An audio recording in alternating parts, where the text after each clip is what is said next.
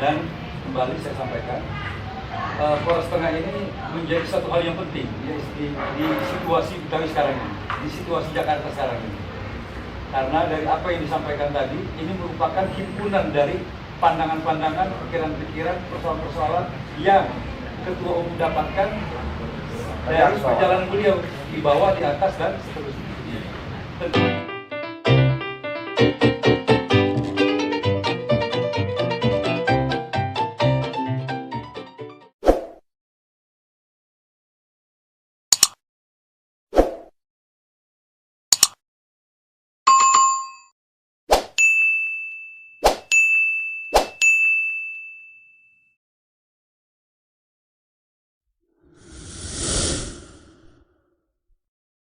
Assalamualaikum warahmatullahi wabarakatuh. Para pemirsa di mana saja berada, alhamdulillah malam ini bisa ketemu lagi dengan Bang Japra yang ditemani oleh Bang Nasir Mufid selaku Ketua Umum Betawi Polres Tengah, juga Bapak Muda Betawi Bagaimana. Yang insya Allah pada malam ini kita akan berbicara banyak soal masalah Betawi, Bang. Bagaimana Betawi ke depan, yang perlu abang-abang ketahui, juga para sahabat pemirsa semua. Acara ini bisa terselenggara dengan baik karena didukung sepenuhnya oleh Semunas Cafe, pimpinan Bang Haji Ron, juga difasilitasi oleh Bang Haji Agus. Mudah-mudahan keberkahan senantiasa menaungi mereka. Amin. Amin. Oke Bang, kayaknya udah pada nggak sabar Bang. Kita mulai aja obrolan kita ya. Iya.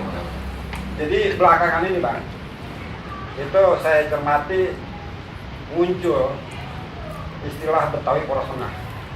Dan itu menimbulkan banyak pertanyaan juga dari kalangan-kalangan di bawah. Apa sih yang dimaksud dengan Betawi Polres Tengah itu? Nah, saya harap Bang Nasir selaku Ketua Umum Betawi Polres Tengah bisa menceritakan sedikit latar belakang Bang tentang Betawi Polres Tengah itu. Silakan Bang. Jadi yang dimaksud Polres Tengah itu kan suatu wadah yang memang saya sering jalan di mana-mana tempat ya. Itu orang-orang yang berada di ranah bawah itu sering mengeluh ya, menyampaikan berita, paling dia mampunya dia menyalahkan yang di atas. Nah, sementara yang di atas juga saya juga sering ketemu juga, bagaimana yang di bawah susah diatur. Nah itu saya lihat celah itu. Jadi yang di atas sama yang di bawah ini nggak ketemu. Oleh karena itu saya yang berada di arus bawah ini, yang kehidupan hari-hari di akar rumput, ya cobalah menghimpun ya, dengan penamaan Betawi Polres Tengah. Nah, kira-kira begitu latar belakangnya. Luar biasa sekali. Walaupun simpel apa yang disampaikan oleh Bang Nasir, tapi kita bisa memetik banyak dari penjabaran tersebut. Karena kalau kita bicara Betawi, itu kan otomatis kita bicara penduduk inti kota Jakarta Bang, suku asli di kota Jakarta yang sekarang menjadi ibu kota kita. Kalau kita bicara Polres itu kan sumbu Bang, gitu. Jadi wadah yang amat kuat gitu kan. Dan bicara tengah itu posisi yang netral Bang.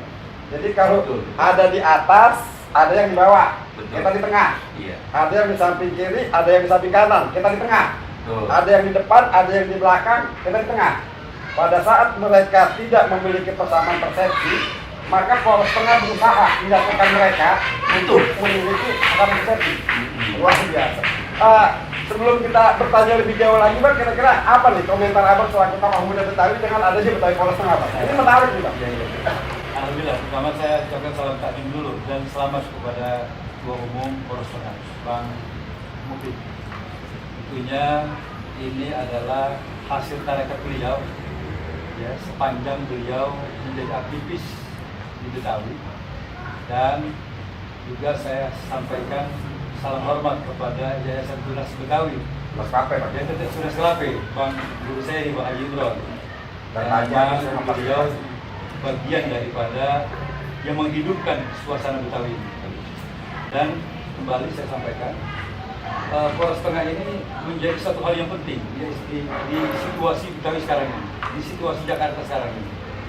Karena dari apa yang disampaikan tadi, ini merupakan himpunan dari pandangan-pandangan, pikiran-pikiran, persoalan-persoalan yang Ketua Umum dapatkan dari perjalanan beliau di bawah, di atas, dan seterusnya. Tentunya kita berharap Polres Tengah ini menjadi satu samudra ya, yang nantinya seluruh kali-kali, sungai-sungai, organisasi-organisasi yang ada ini, yang sekarang ya katakan berbeda hal, itu adalah bagian. Tapi nanti muaranya pasti akan Polres Tengah. Mudah-mudahan ya apa namanya ketua umum ini diberikan sebuah tambahan ilmu, tambahan apa namanya kesehatan, dan diberikan usia panjang sehingga pikiran-pikiran dan gagasan-gagasan ini bisa sampai pada apa yang beliau cita-citakan dan beliau juga dapatkan dari seluruh yang selama ini menjadi persoalan kita bersama. Tentunya saya sangat mengapresiasi ya, sehingga ini kita harapkan menjadi sebuah embrio yang besar yang bisa kita jadikan sebagai rumah perjuangan kita. Amin. Betul-betul rumah perjuangan, bukan cuma rumah sekedar rumah-rumahan. Setelah ini besok selesai tinggal papan nama. Nah disinilah kita berharap kita bisa menorehkan ya, peristiwa-peristiwa penting di dalam Polres Tengah ini, sehingga asma kita bisa kita jadikan sebagai prestasi yang bisa dikenang sepanjang hari. Saya rasa itu sementara ya, tanggapan dari saya, dan saya selamat kepada Pemudik untuk membawa kapal ini pada tempat yang sesuai dengan tujuan kita. Ya, hapusnya boleh lebih kecil lebih bagus.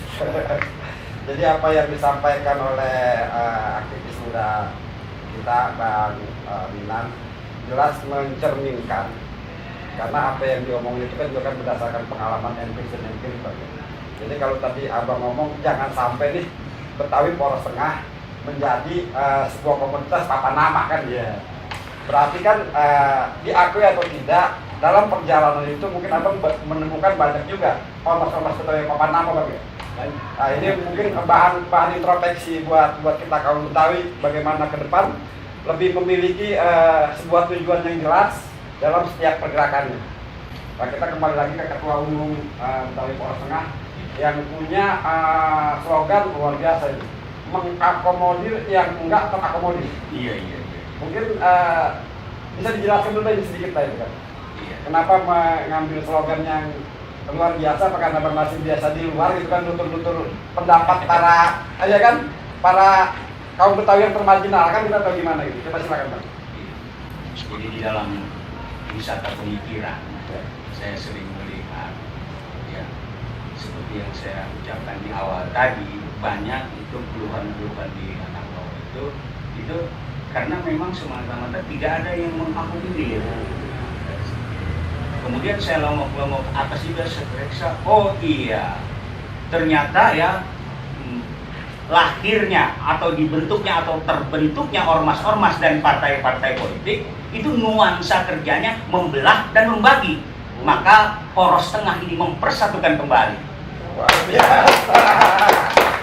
Mantap. Jadi kalau bicara Betawi Polres Tengah sudah jelas, mengakomodir yang tidak terakomodir juga sudah jelas. Ada istilah Bang, bahwasanya setiap gerakan itu kan harus mempunyai misi-misi dan program yang jelas. Karena tanpa kejelasan itu kita hanya buang-buang waktu semata. Betul. Dan ujung-ujungnya bisa yang tadi abang sampaikan, menjadi pelang nama kan gitu. Nah untuk menghindari itu semua kan gitu kan, juga dalam menginformasikan kepada masyarakat Betawi pada khususnya, masyarakat Jakarta pada umumnya, dan saudara-saudara sebangsa dan setanah air, bahwasanya kita di Betawi Polres Tengah siap bersinergi untuk bekerjasama membangun bangsa dan negara Bang ya, dalam menuju keadilan sosial yang benar-benar merata kan. Tentu ada Bang program-program khusus apa yang akan dijalankan oleh Betawi Polres Tengah dalam rangka mencapai apa yang menjadi cita-cita bersama teman-teman yang ada di Betawi Polres Tengah. Sejak kami canangkan lahirnya wadah Polres Tengah itu di luar dugaan. Ternyata pendukung-pendukungnya itu bermunculan ya di kiri kanan menyuarakan, ayo bang, kami bantu bang, saya bantu bang, baik yang berupa itu ormas atau sanggar atau perguruan silat, juga yayasan-yayasan itu kami bantu bang. Nah, ini kan suatu modal yang sangat di luar dugaan saya gitu. Nah, program yang akan kami lakukan lewat apa namanya jalur-jalur itulah bagaimana ini suara arus bawah ini harus sampai ke atas dan atas ini harus dengar apa suara dari arus bawah. Nah dengan begitu kan mungkin ya pelan-pelan lah kita dandanin bareng-bareng supaya ketemu di mana bungselannya. Ya kira-kira gitu. Jadi apa yang disampaikan sama Bang Nasir ya Bang Minang ya, itu juga sebuah gambaran bahwasanya masyarakat di bawah, terutama saudara-saudara kita kaum Betawi, itu juga kan merasa jenuh atau apalah melihat kondisi tokoh-tokoh Betawi yang di atas kan gitu. Pada awalnya mereka mempercayai para tokoh-tokoh Betawi itu untuk menyuarakan aspirasi mereka kan gitu. Tapi setelah mereka di atas, kadang-kadang kan karena memang mereka punya posisi strategis di partai atau di ormas yang mereka tunduk dengan ketentuan yang ada itu, yang mengamanatkan mereka sebagai anggota dewan atau sebagai salah satu ormas. Nah kalau Abang Minang sendiri nih selaku pemerhati juga gitu, aktif juga, kayak bagaimana sih Abang melihat potret masyarakat Betawi saat ini kan? Yang sebentar lagi kita akan memasuki kota Jakarta ke tahun 94. Berarti 6 tahun lagi usia Betawi usia Jakarta 5 abad kan itu. Nah kaum Betawi sebagai penduduk intinya itu kan banyak selalu enggak seluruhnya tapi selalu berbicara Betawi termarginalkan. Mungkin Abang punya potret yang lebih jelas Bang, yang bisa sedikit mencerahkan saudara-saudara kita yang lain Bang. Terima kasih. Jadi dari apa yang tadi disampaikan oleh Bang Nasir, oleh Ketua Umum Poros Betawi Persatuan, saya hanya ingin mengajarkan dan memberikan sebuah program gagasan. Kalau bicara budaya, YTK sudah adalah sebagai apa namanya gaweannya. Bicara apa namanya kegiatan-kegiatan yang lain sudah ada organisasi pertama. Tinggal Poros Tengah ini dengan hajat tunggalnya yang ingin mempersatukan seluruh Betawi sehingga betul-betul ini menjadi lautan. Harus ada gagasan yang nantinya setiap organisasi-organisasi yang ada dia sosialisasikan itu program-program tunggalnya dia. Karena program tunggal Poros Tengah saya berharap adalah gagasan yang tidak dimiliki oleh seluruh ormas-ormas yang ada. Apa? Gagasan yang dianggap berat, gagasan yang tidak menjadi bagian dari inspirasi, tapi ini menjadi bahan dan menjadi persoalan yang menjadi persoalan kita yang paling utama saat ini. Yaitu yang seperti tadi saya sampaikan. Artinya persoalan kita ini adalah persoalan perlakuan yang tidak adil dari pemerintah pusat kepada kita Betawi. Nah, tunggu sebentar. Ini perlu kita garis bawahi ya sahabat-sahabat ya. Luar biasa sekali ya. Ada tokoh muda Betawi yang terang-terangan jelas mengatakan bahwa kita kaum Betawi mendapatkan perlakuan yang tidak adil dari pemerintah pusat. Tentu ada alasannya kan Bang ya? Jelas. Kira-kira alasannya apa Bang? Biar masyarakat tahu kalau mereka termarginalkan itu karena apa? Gitu. Karena tidak juga kita buka. Kita sebagai negara hukum sesuai dengan amanah Undang-Undang Dasar 45, amandemen tahap 1, 2, 3, dan 4. Undang-Undang Dasar 45 itu secara tegas dan jelas memberikan sebuah ruang kepada setiap rakyat asli Indonesia, ya, diberikan ruang yang besar untuk mereka memenuhi kebutuhan hidupnya dan mengelola daerah di mana tempat dia dilahirkan, di mana ari-arinya ditanam, diberikan keleluasaan untuk mengelola. Apa itu? Undang-undang yang namanya Undang-Undang Pemerintahan Daerah. Otonomi daerah. Otonomi daerah. Per 1 Januari diberlakukan secara nasional undang-undang itu. 1 Januari 2001. 2001. Hasil amandemen tahap 1, 2, 3, dan 4. Inilah yang dikatakan era reformasi sebagai amanah yang harus dijalankan. Padahal terjadinya reformasi di tanah Betawi pusat. Ya. Karena ibu kota ada di sini. Ibu kota negara. Tapi cuma kita yang tidak mendapatkan hak itu. Padahal kita adalah suku yang sudah memberikan kontribusi besar dalam kehidupan berbangsa dan bernegara. Ibu kota Betawi yang menyumbangkan. Pusat pemerintahan tanah Betawi juga ya dijadikan sebagai pusat pembangunan nasional. Sehingga masyarakat Betawi termarginalisasi ke daerah. Ini sebuah pengorbanan yang besar dalam kehidupan berbangsa dan bernegara yang sampai saat ini belum diapresiasi oleh pemerintah pusat. Bahkan hak konstitusi kita saja dari 34 provinsi cuma Jakarta yang undang-undangnya berbeda. Ini bagaimana bisa kita katakan adil? Bagaimana sila kelima Pancasila ini bisa kita dapatkan? Karena inilah yang menjadi akar persoalannya. Yang atas yang bawah sama. Karena apa? Berkutat saling menyalahkan. Karena apa? Benang merahnya itu tadi. Benang merahnya konstitusi kita berbeda dengan daerah-daerah lain. Coba kita ketemu dengan Sultan sebagai provinsi Banten. Wali kota dipilih langsung. Apa sih maksud tujuan daripada otonomi daerah ini? Ini adalah perjalanan tahap ketiga setelah Orba dan Orde Reformasi. Dengan harapan agar lebih cepat terciptanya cita-cita tujuan nasional bangsa Indonesia. Dan kita harusnya sudah menjadi masyarakat yang berdiri sendiri. Karena bicara otonomi daerah, Jakarta itu sembarang jadi. Sudah bukan lagi yang namanya batu bara, minyak bumi, tapi sudah kantor sendiri. Nah, kembali kita kepada persoalan konstitusi. Memang kalau kita bicara konstitusi ya, sebelum kita melebar, saya jadi ada salah seorang tokoh Betawi yang bicara Jakarta menjadi ibu kota negara malah mengalami sebuah kerugian. Karena dengan alasan menjadi ibu kota negara tidak ada pemerintahan mandiri tidak di luar kalau sekarang Pemkot ya, sehingga tidak ada DPRD dari sana kan gitu. Semuanya meninduk ke gubernur. Jadi yang namanya wali kota itu kan dipilih sama gubernur ya, tapi kan memilih wali kota. Ini pelanggaran. Ya. Pelanggaran Undang-Undang Dasar 45. Pelanggaran. Nah, kalau misalnya berbicara pelanggaran, itu kan tentu bisa digugat toh, Bang. Justru ini yang kita berharap poros tengah lah yang bisa mencapai itu. Karena poros tengah ini kita berharap menjadi sebuah kapal perangnya, mesin perangnya, dan wadahnya ya Betawi dan muaranya seluruh orang-orang Betawi pada program itu.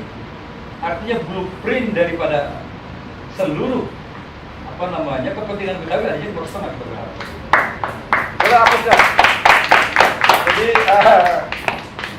Bang Nasir selaku Ketua Umum Betawi Poros Tengah juga bersama teman-teman yang lain ini mendapat PR besar gitu kan.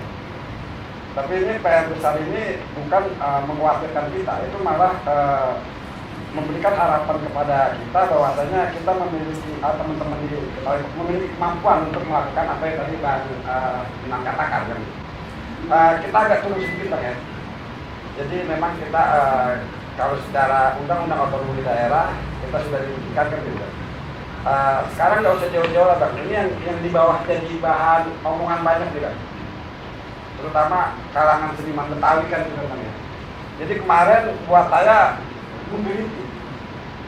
itu ada istilah COVID menerjang seniman Betawi terjengkang.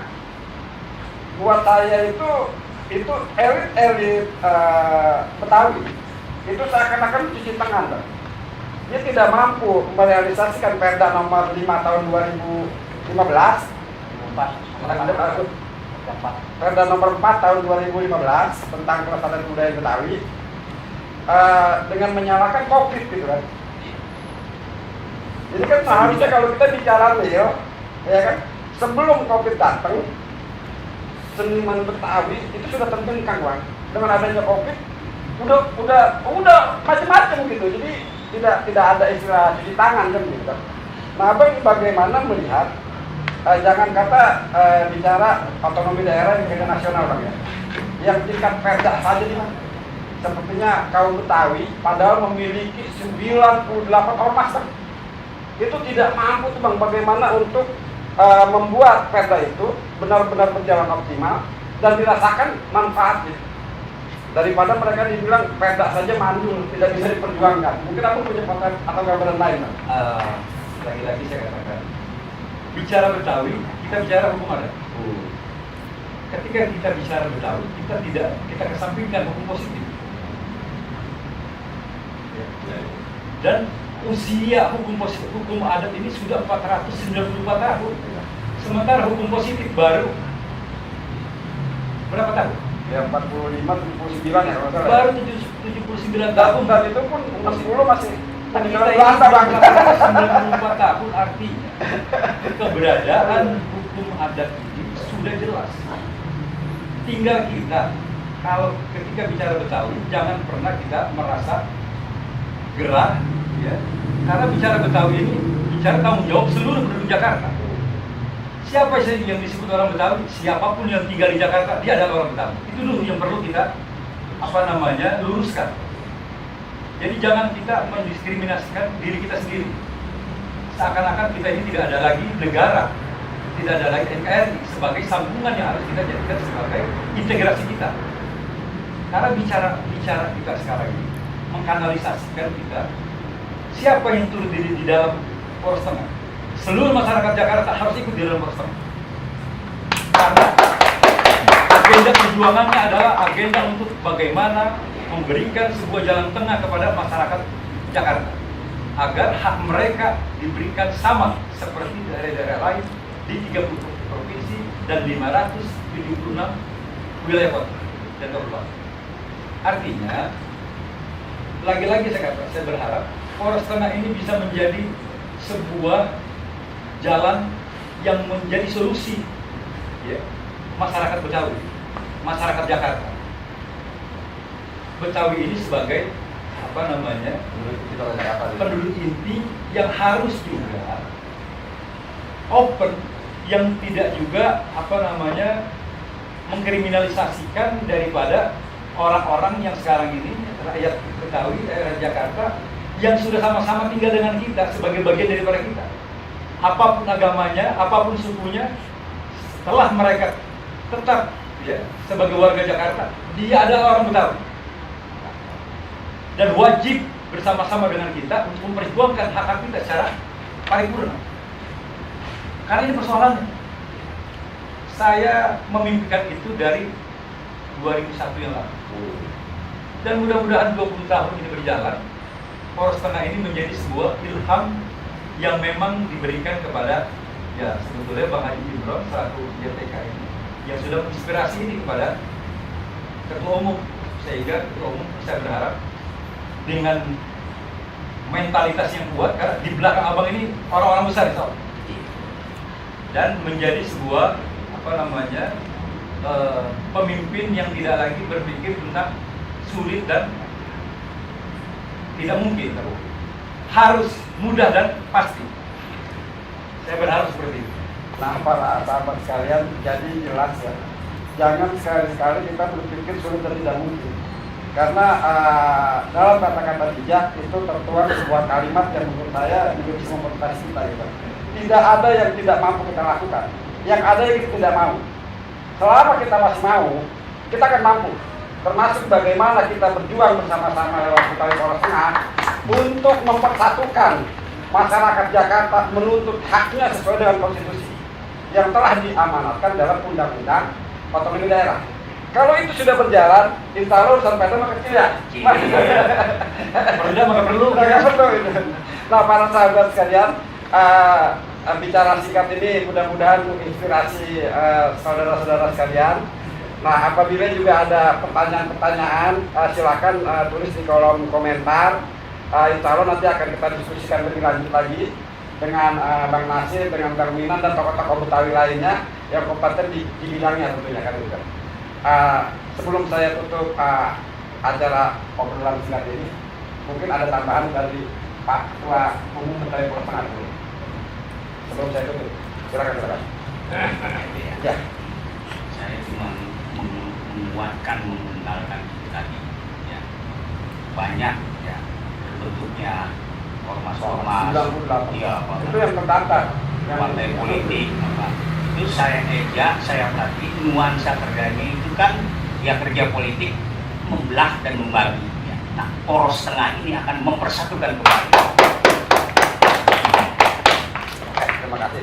Dan mudah-mudahan ini juga sampai dan memberikan rasa confident ya kepada masyarakat kita yang selama ini juga mungkin akibat proses terbelah dan terbagi itu bingung mereka mau kemana. Nah, sudah kita bersatu saja di Betawi Poros Tengah, kita sama-sama olah pikir di sini, berbicara kerja cerdas gitu kan untuk Betawi ke depan pada khususnya masyarakat Jakarta pada umumnya ya khususnya untuk kemajuan bangsa dan negara. Mungkin Bang Minan juga bisa memberikan sedikit tambahan untuk teman-teman kita yang ada di atas bawah. Tambahan saja dari saya. Jadi saya berharap Poros Tengah ini asbabun nuzulnya adalah karena ingin memperjuangkan hak-hak konstitusi daripada masyarakat Jakarta. Dan Poros Tengah adalah sebagai operator yang handal yang bisa menggerakkan seluruh mesin kekuatan yang ada sekarang. Karena mempersatukan bukan mempersatukan, tapi hajat targetnya sudah ada. Tambah ini menjadi sebuah ilham yang besar buat saya. Oke, para pemirsa sekalian, saya rasa cukup sekian. Mudah-mudahan ini bisa menginspirasi kita semua, mencerdaskan kita semua, termasuk juga kembali menumbuhkan rasa patriotisme kita terhadap Betawi, terhadap Jakarta, dan terhadap bangsa kita. Bahwasanya masih panjang perjalanan kita, dan itu jangan membuat kita lelah, Bang ya. Oh iya, kalau lelah. Nah itu, jadi kita harus terus, karena hidup itu sendiri adalah kata kerja. Jadi kita memang harus senantiasa berbuat, mengaktualisasikan kemampuan kita untuk kehidupan yang lebih baik di hari. Tambah dari saya. Oh, iya, siap. Jangan pernah menyalahkan siapapun, jangan pernah juga kita menyesali diri dalam rangka kita membangun Jakarta, membangun negara. Itu aja. Ini di garis bawah ini, jangan pernah kita menyalahkan orang lain, jangan pernah kita menyesali diri sendiri. Jadi kalau itu ada dalam sanubari kita, berarti pergerakan kita tidak nating tulus. Sesuatu pergerakan yang tidak nating tulus, maka hasilnya kan ambiar, Bang, kalau kata sekarang. Silakan. Saya mengucapkan terima kasih kepada Bang Nasir Mufid selaku Ketua Umum Betawi Poros Tengah yang sudah mau berbagi gitu kan, dan mempunyai cita-cita ke depan yang lebih bagus untuk kaum Betawi khususnya kan gitu kan, warga Jakarta pada umumnya. Juga Bang Minan selaku tokoh muda Betawi, mudah-mudahan Abang juga tidak pernah merasa jemu, merasa lelah kalau kapan-kapan nanti saya ajak diskusi lagi, Bang. Nah, para sahabat sekalian, saya rasa cukup sekian. Dalam kesempatan penutup ini juga kembali saya ingatkan bahwasanya acara kita ini bisa berjalan lancar, Bang, karena didukung sepenuhnya oleh Yayasan Nomor Sake, pimpinan Bang Haji Imron, juga Bang Haji Agus, tokoh Minang yang rupanya juga memiliki kepedulian yang luar biasa, Bang. Tuhan benar gitu ya. Dan patut kita apresiasi karena sudah menjadi bagian dari Jakarta, Bang. Amin. Wabillahi taufiq wal hidayah. Wassalamualaikum warahmatullahi wabarakatuh.